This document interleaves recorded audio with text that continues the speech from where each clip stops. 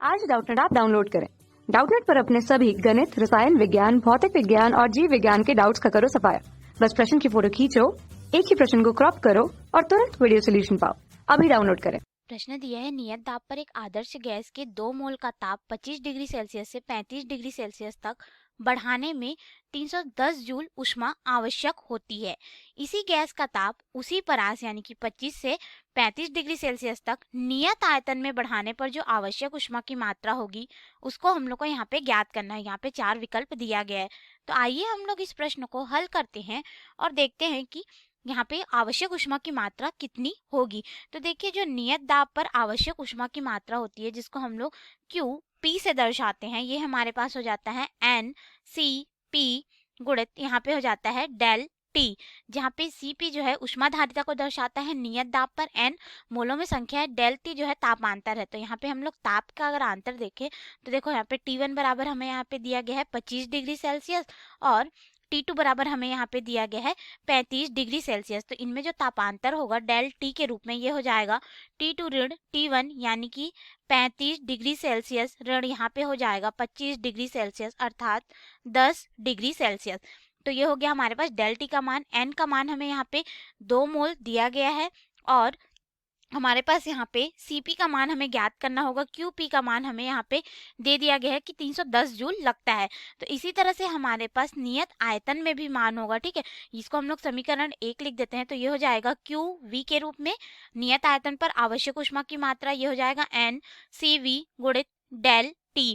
तो यहाँ पे भी हम लोग को डेल T का मान जो है यही प्राप्त होगा क्योंकि हम लोग को ताप का परास जो है वही रखने के लिए बोला गया है, ठीक है। और CV जो है यहाँ पे विशिष्ट ऊष्माधारिता को दर्शा रहा है जो कि नियत आयतन पे है। तो इसको हम लोग समीकरण 2 लिख देते हैं। अब देखिए हमारे पास यहाँ पे 2 मान प्राप्त हो गए और अगर हम लोग इन दोनों समीकरण का अंतर ले लें यानी कि समीकरण यहाँ पे 1 ऋण समीकरण 2 करें तो हमें यहाँ पे प्राप्त हो जाएगा, देखो दोनों का हम लोग अंतर लेंगे, ठीक है। तो दोनों का अंतर लेने पे हमें यहाँ पे प्राप्त होगा Cp ऋण Cv बराबर R। R जो है सार्वत्रिक गैस नियतांक के बराबर हमें प्राप्त होता है।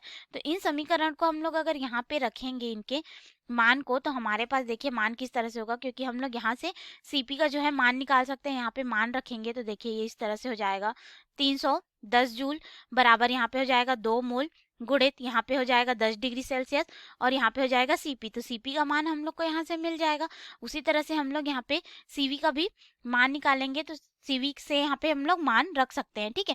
तो देखो Cp का मान हमारे पास जो है प्राप्त हो जाएगा तो उन मान को यहाँ पे रखेंगे और नियत आयतन पर जो ऊष्मा की मात्रा है उसको, तो इसके लिए हमारे पास हो जाएगा, यहाँ से हम लोग Cv का मान देखेंगे। देखिए Cv का मान हमारे पास किस तरह से आ जाएगा, Cv बराबर हो जाएगा Cp ऋण R, ठीक है। तो इस मान को अगर हम लोग यहाँ पे रख देंगे तो हमें जो है Qv का मान निकालने में आसानी होगी। तो ये हमारे पास इस तरह से हो जाएगा Qv बराबर N और Cv की जगह में हमारे पास हो जाएगा Cp ऋण R और गुणित यहाँ पे हो जाएगा डेल T। अब हम लोग यहाँ पे मान को रखते जाते हैं। तो देखिए N का मान हमें यहाँ पे 2 मोल दिया गया है। Cp का मान हम लोग यहाँ से निकालेंगे अगर तो हमारे पास आ जाएगा 310 बटे 20, ठीक है। तो ये हो जाएगा हमारे पास 310 बटे 20 ऋण R और यहाँ पे डेल T का मान हो जाएगा 10 डिग्री सेल्सियस। तापांतर तो हमारा वही है।